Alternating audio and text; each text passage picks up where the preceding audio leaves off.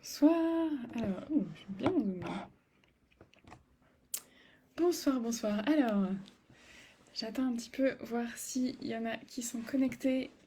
S'il y en a qui arrivent en direct, n'hésitez pas à me faire un petit coucou, à me dire bonjour si vous êtes là. Mhm.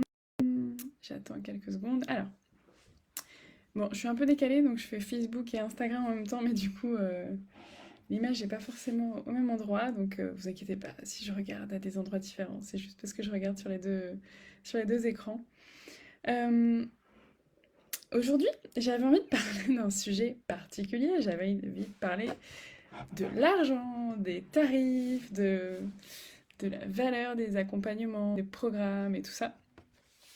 Et en fait, il se trouve que je suis et que je côtoie, bah forcément, hein, de par ma profession, je côtoie d'autres coachs, d'autres personnes qui font des accompagnements de façon différente, des coachs dans différents domaines, à tout type de tarifs, à tout type de façons de faire. Il y en a qui sont que en présentiel, il y en a qui sont que en visio, il y en a qui font un peu des deux, il y en a qui font des ateliers. Voilà, chacun a sa façon de faire, sachant que coach, c'est quand même une profession qui n'existe pas vraiment en fait, hein. C'est quelque chose qui bouge, qui est très dépendant de la personne en fait, parce que chaque coach a sa façon de faire, sa façon de travailler, son énergie, et je pense que c'est quelque chose d'hyper riche. Et moi je vois déjà même coach parental, ça veut rien dire parce que je sais que il y a des personnes qui ont fait la même formation que moi, qui ont fait l'école de FIOSA, et qui font que du présentiel. D'ailleurs, il n'y en a pas beaucoup qui font que de la visio comme moi. Il y en a qui vont faire qui vont recevoir la famille en entier, il y en a qui vont aller à domicile, il y en a qui vont voir que les parents. Donc chacun a sa façon de faire, chacun a son empreinte en fait, son énergie, son... Voilà. Et puis je sais que moi je me suis beaucoup orientée, je suis un peu sortie de juste, j'aime pas ce mot parce que du coup ça voudrait dire que c'est pas beaucoup, mais moi j'ai un petit peu dévié de juste la trajectoire coach parental. Je me suis un peu concentrée sur le bien-être de la maman, parce que, alors déjà, je pense que je m'adresse plus aux mamans tout simplement parce que je suis une femme et donc ça me parle plus, et que pour moi, c'est vraiment la base de tout. Le bien-être du parent, donc de la maman comme du papa, le bien-être du parent, ça a un impact extraordinaire en fait sur l'enfant, sur comment il va se sentir, sur comment il va se comporter, et aussi sur la façon de résoudre les problèmes et les conflits. Parce que forcément, tout en découle. Plus on se sent bien, aligné, plus on se sent tranquille avec nous-mêmes, et plus on sera en mesure d'accompagner notre enfant là-dedans. On sera plus à l'écoute, on sera plus patient, on sera plus lucide en fait, c'est-à-dire qu'on arrivera à trouver des solutions, des choses, on arrivera à comprendre ce qui se passe. Alors que quand on n'est pas bien nous-mêmes, on est comme bloqué en fait.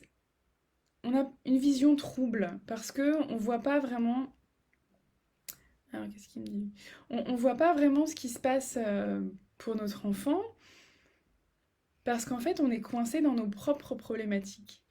Et on voit bien en fait que quand on se sent bien, bah, on est plus efficace au travail, on est plus à l'aise dans notre couple, on est plus à l'aise avec nos enfants, on est plus serein avec nos amis, évidemment. Donc pour moi, ma façon à moi d'accompagner les familles, c'est de me focaliser sur le bien-être de la maman et d'accompagner la maman à se sentir mieux, à comprendre ce qui se passe pour les enfants et à débloquer plein de choses, à ouvrir plein de portes.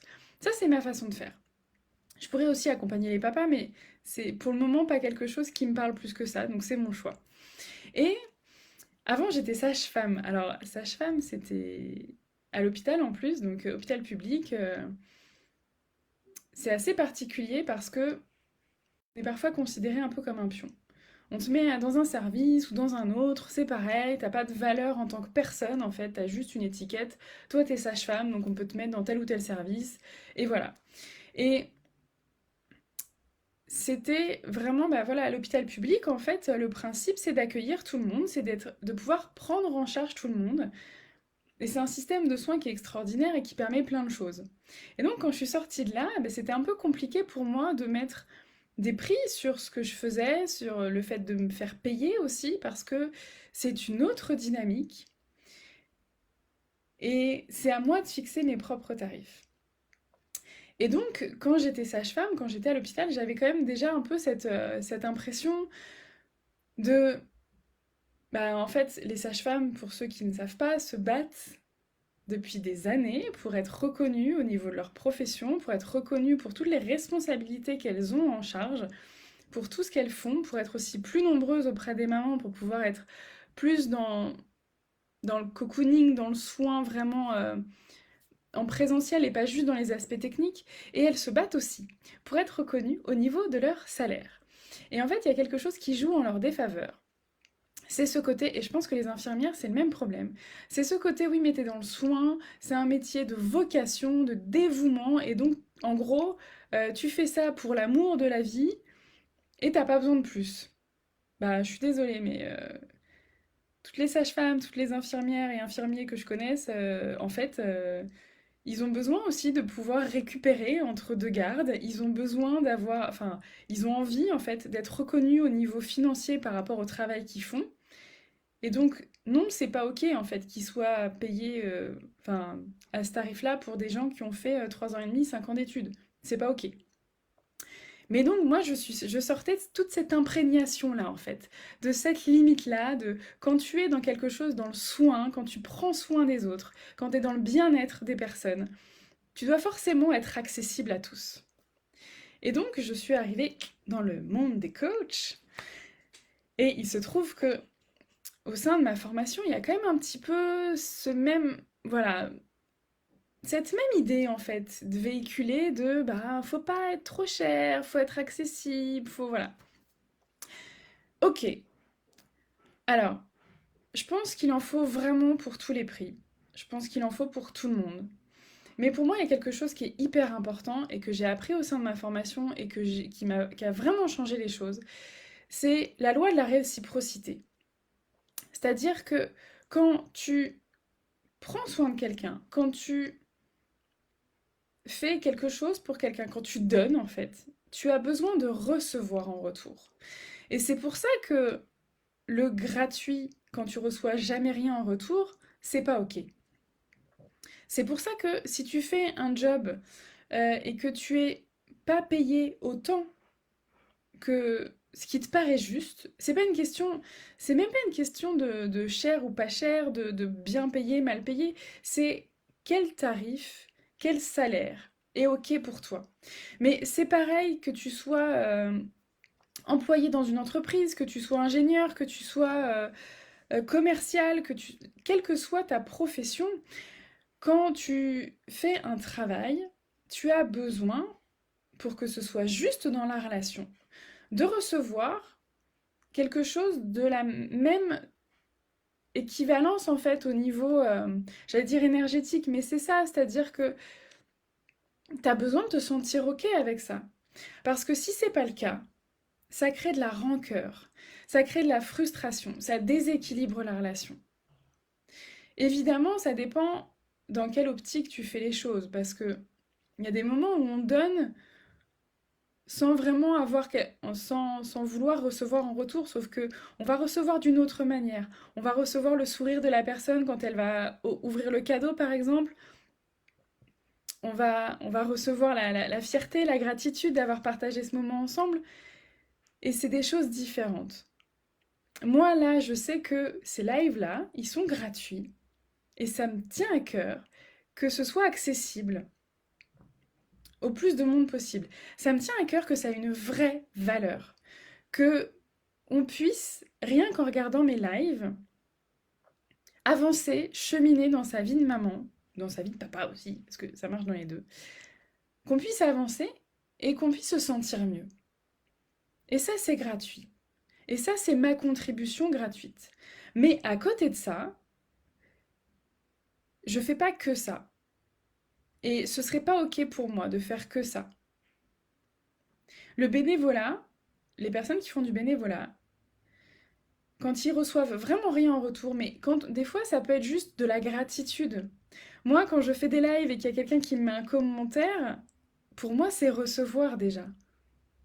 C'est recevoir quelqu'un qui me dit, ok, en fait, ce que tu fais, ça a de la valeur pour moi. Et déjà, ça, pour moi, c'est un retour des choses. Mais je pourrais pas faire que ça, parce qu'il y a un moment, j'ai aussi envie d'avoir un salaire, de pouvoir m'acheter des choses, de pouvoir me former aussi, parce que mes formations, ça a un coût.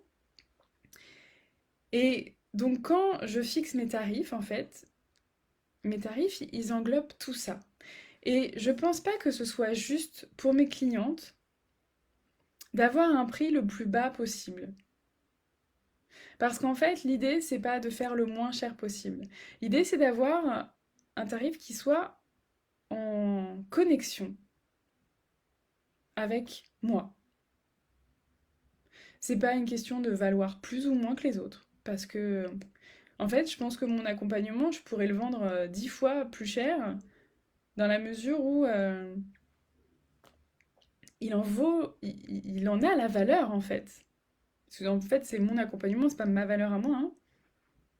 Et il y a des personnes qui vont vendre des accompagnements ou des ateliers, des choses comme ça, beaucoup moins cher, et ça ne... C'est pas une question de ils valent moins ou plus que moi, c'est juste que là, moi, je fixe le tarif qui est aligné avec ce qui me donne envie, ce qui me motive, ce qui me met dans une belle énergie pour accompagner mes clientes. Et en fait, c'est ça. C'est-à-dire que quand on fixe des tarifs où on est obligé d'aligner les heures, où on est obligé d'avoir énormément de clients, où on se sent épuisé, où on se sent stressé par ça, mais en fait, on n'est pas dans une bonne énergie. Moi, mes clientes, à chaque fois que j'ai un coaching avec une de mes clientes, je prends du temps pour être au top avec elle. Tout ce que je fais autour, je le fais pour être au top pour mes clientes.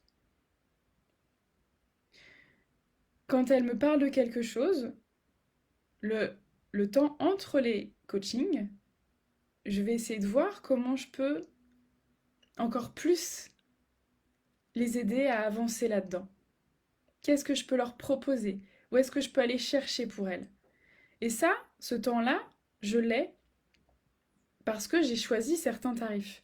Mais en fait, ce sera toujours trop cher pour certains, ce sera toujours pas assez cher pour d'autres.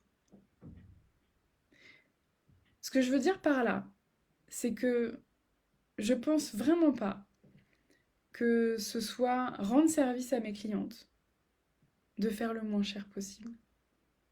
C'est pas leur rendre hommage, c'est pas leur mettre dans leur puissance. Parce que oui, je sais que moi, il y a un vrai engagement, mais comme plein d'autres, il y a un vrai engagement et ça passe aussi par là. Ça passe aussi par des tarifs qui sont peut-être pas les mêmes que d'autres. Et c'est ok. Il y en a pour qui ça ira pas, dans un sens comme dans l'autre. Et il y en a pour qui ça permettra réellement de, de se lancer, de s'investir, de d'y mettre toute la valeur et la puissance qu'elles ont besoin de mettre en fait. Et je sais que quand elles le font, c'est avec toute leur puissance. Elles commencent à ce moment-là à se choisir, à rentrer en marche en fait, à se lever les fesses, quoi, à se bouger les fesses et à se dire ok, j'y vais quoi. C'est le moment où tu dis stop, j'en ai marre, on change. Et pour moi, c'est hyper important. Et c'est pour ça que que j'ai un engagement de temps aussi. J'ai un engagement de temps parce que pour moi, comme pour elle, il y a un côté, tu sais, c'est comme les enfants. Les enfants, ils ont besoin d'un cadre qui est sécurisant, qui est rassurant. Ils ont besoin de prévoir un petit peu, de savoir à quoi s'attendre, combien de temps ça va durer. Voilà, par exemple, on part en vacances, c'est combien de dodo? Bah voilà, moi c'est 6 mois de dodo avec moi. Enfin, on dort pas ensemble, mais presque. Énergétiquement parlant, on dort ensemble. Mais c'est vraiment quelque chose de d'englobant. Et pour moi, dans ma façon de faire à moi, c'est rassurant à la fois pour elle comme pour moi, parce qu'on sait combien de temps on va passer ensemble. Du coup, on est posé.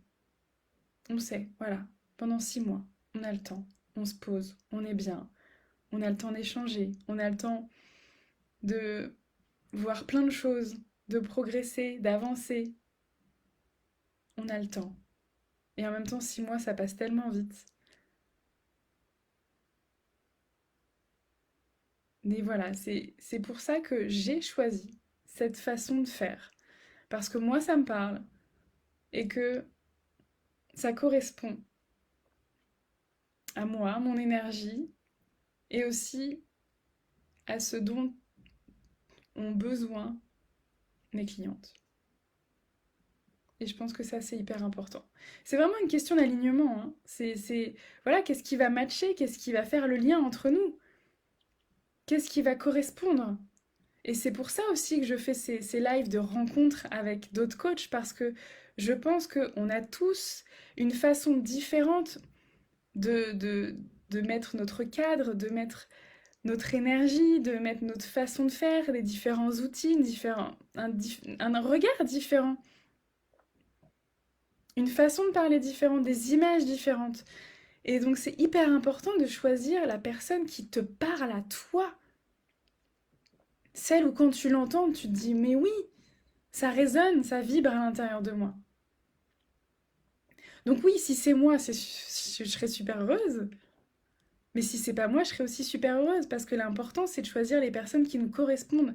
Parce que quand on choisit la personne qui nous fait vibrer, avec qui on se sent en confiance, avec qui on se sent à l'aise, mais on peut aller tellement loin. On peut vraiment, enfin, c'est comme quand tu choisis un guide de montagne. Oui, j'ai fait des grosses randonnées. Et donc, si tu n'es pas en confiance avec ton guide, t'iras pas loin. Par contre, si tu sais que il va faire attention à toi, qu'il va te challenger, mais juste ce qu'il faut pour pas que tu t'effondres, pour pas que ce soit trop douloureux pour toi, mais qu'en même temps ça te fasse avancer correctement. Si tu sais que il sera là pour toi quoi qu'il arrive, qu'il sera là pour te pousser parfois. Parfois, il sera là pour te mettre un petit coup de pied aux fesses. Et puis d'autres fois, il sera là pour te soutenir, pour te tenir la main, pour t'aider à avancer quand tu as l'impression que tu vas lâcher l'affaire. Et c'est vraiment ça. Moi, j'ai fait un trek au Népal et on avait choisi Voyageurs du Monde. C'est ça? Oui? Non? Terre d'aventure. Terre d'aventure, je dis n'importe quoi. Donc on était parti avec Terre d'aventure et je sais qu'il y avait un autre organisme de randonnée avec un autre groupe. Et en fait, je me sentais vraiment bien avec ces guides-là parce que ils allaient à notre rythme. Bien évidemment qu'on avait des étapes à passer, que on devait être à tel endroit à la fin de la journée, mais on était en sécurité. On savait qu'on y serait, on savait qu'on arriverait au bout. Ils n'ont pas marché à notre place, ils nous ont pas portés physiquement, mais par contre ils ont été là pour nous encourager, ils ont été là à chaque étape, ils ont été là au fur et à mesure pour nous guider vraiment au bon endroit, de la bonne manière, au bon rythme, à celui qui correspondait à nous. Et si j'avais choisi un autre type de guide de voyage, eh ben ça aurait peut-être pas été du tout, parce qu'il serait peut-être allé trop vite pour moi, et du coup peut-être que j'aurais voulu abandonner ou que je l'aurais très mal vécu. Donc moi ce que je te propose et ce que je vois dans les différents coachings, c'est ça en fait, c'est de choisir un guide. Quelle est la personne avec qui tu vas te sentir suffisamment bien? Quelle est la personne qui va te donner envie d'avancer? Quelle est la personne aux côtés de qui tu vas te sentir plus forte? Aux côtés de qui tu vas te sentir capable d'avancer, de faire plein de choses? Et c'est ça en fait. C'est vraiment ça que je ressens moi dans mes coachings. Tu choisis la personne qui va te permettre d'aller sentir à l'intérieur de toi ta confiance, tes compétences, ton amour. Et c'est ça qui va faire avancer les choses. Voilà. Du coup, jeudi, 14h je crois, je ne sais plus. Bon, je remettrai un post. Donc jeudi, il me semble que c'est à 14h sur mon profil Facebook. Nous serons en live avec Christelle, où nous parlerons de l'entrepreneuriat et de devenir libre financièrement. C'est quand même un super programme, ça donne envie. Et vendredi, on a mis quelle heure avec Aurore? Bon, je suis... Et vendredi, nous serons en live dans le groupe Facebook Nouveau regard sur ma parentalité pour parler du sommeil de l'enfant. Alors plutôt les enfants entre 2 et 10 ans, voilà, orientés sur difficultés au coucher, réveil nocturne, des choses comme ça, quoi. Voir un petit peu ce que ça peut... Qu'est-ce qu'il peut y avoir derrière, qu'est-ce qu'on peut faire, comment on peut avancer là-dedans. Donc si ça vous intéresse, vous aurez besoin de rejoindre le groupe Nouveau regard sur Facebook. Voilà. Sur ce, je vous souhaite une magnifique soirée. C'est marrant parce qu'il est tard, mais il fait encore bien jour, donc ça me perturbe. Je vous souhaite une très belle soirée et je vous dis à très bientôt. Ciao.